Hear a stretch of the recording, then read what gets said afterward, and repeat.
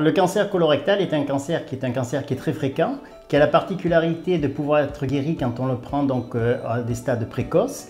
Et c'est donc un dépistage qui est organisé de 50 à 74 ans chez les hommes et chez les femmes, au vu d'une part de la fréquence de ce cancer et de la possibilité thérapeutique que l'on a de traiter les formes débutantes par la coloscopie. C'est un cancer qui est donc guérissable dans 9 fois sur 10 quand il est pris tôt, et à contrario, quand on a une forme qui est une forme évoluée, la survie à 5 ans ne tombe donc à 5%.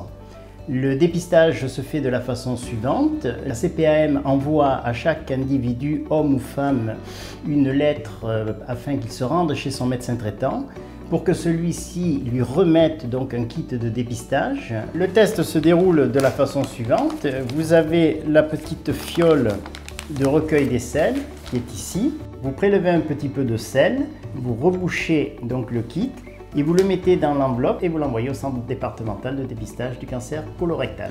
Il est très important d'aller chez son médecin traitant car celui-ci va pouvoir serrer un peu les problèmes digestifs de ce patient, voir s'il y a lieu d'aller directement à la coloscopie du fait de risques familiaux ou de troubles digestifs ou de symptômes qui incitent à aller rapidement dépister ce cancer. Sinon, le médecin généraliste remettra le kit de dépistage à la personne. Ce test peut être négatif et dans ce cas-là, il est important de le renouveler tous les 2 ans car le fait que vous ayez eu un test négatif ne vous protège pas par la suite de développer un polype. Si ce test est positif, il y a lieu donc de prendre attache avec un gastro-entérologue que vous indiquera votre médecin.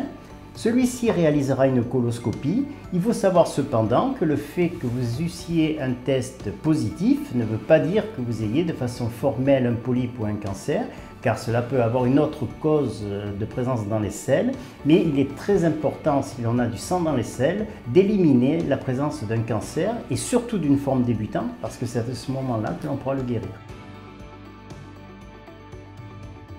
Il faut savoir que, hélas, de par la crise sanitaire, il y a une baisse du dépistage de ce cancer. Or, plus on va attendre, plus on risque d'être en présence d'un cancer évolué et plus il sera difficile de le guérir.